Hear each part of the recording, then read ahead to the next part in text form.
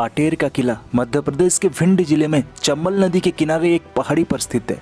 ये किला चंबल नदी से केवल 2 किलोमीटर की दूरी पर है। लोगों का मानना है कि जिस पहाड़ी पर आटेर किला स्थित है, ये वही पहाड़ी है जिसे महाभारत काल में देवगिरी नाम से जाना जाता था। देवगिरी पहाड़ी पर स्थित होने के कारण इस किले को देवदुर्ग भी कहा जाता था। भारतीय पुरातत्व विभाग के अनुसार आटेर का किला लगभग 350 साल पुराना है। आटेर का ये किला भदौरिया राजाओं की भव्यता और गौरवशाली इतिहास का वर्णन करता है, लेकिन आज अनदेखी के कारण ये किला अपनी जर्जर अवस्था में पहुंच चुका है। इतिहास के अनुसार आटेर का किला यहाँ के भदौरिया शासकों ने बनवाया था। इस किले का प्रारंभिक निर्माण राजा कर्म सिंह ने सन 1498 में कराया था। उनके बाद में राजा बदन सिंह भदौरिया ने सन 1664 से लेकर 1668 के बीच इस किले का कार्य कराया और उनके बाद में सन 1668 में राजा मान सिंह द्वारा इस किले का निर्माण कार्य पूरा किया गया। यह किला हिंदू और मुगल स्थापत्य कला का बेजोड़ नमूना है।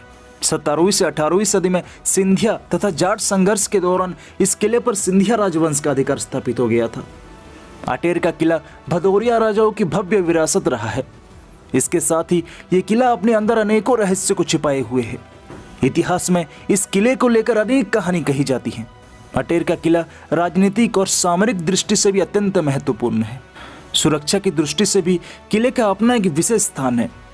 ये किला चंबल के गहरे बिहड़ों में शांत खड़ा हुआ है। आटेर का किला उत्तर से पश्चिम की ओर 700 फुट और पूर्व से पश्चिम तक 325 फुट के क्षेत्र में फैला हुआ है। इस किले का सबसे मुख्य आकर्षण है इस किले में मौजूद खूनी दरवाजा। जी हाँ दोस्तों, आपने सही सुना, खूनी दरवाजा। आटेर का किला एक लाल दरवाजे के कारण काफी ज्यादा प्रसिद्ध है। इस किले के लाल दरवाजे के पीछे का इतिहास बेहद ही खास और रोचक है। इस लाल दरवाजे को खूनी दरवाजे के नाम से जाना जाता है, जो कि लाल पत्थरों से बना हुआ है।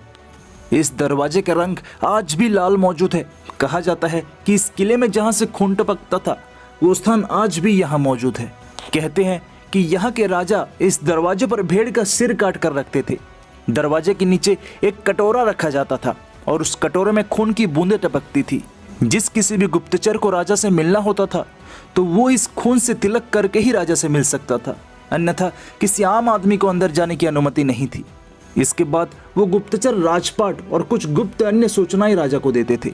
आज भी ये किला अपनी गौरव गाथाओं को समेटे हुए खड़ा हुआ है। आज भी इस किले में हुए युद्ध के कुछ अवशेष प्राप्त होते हैं। चंबल घाटी में ये किला एक पहरे की तरह खड़ा हुआ है। आपको बता दें कि इस किले को राष्ट्रीय संरक्षित इमारत भी घोषित किया गया है। आटेर के रहवासी बताते हैं कि इस किले के इतिहास को स्थानीय लोगों ने ही खो दिया।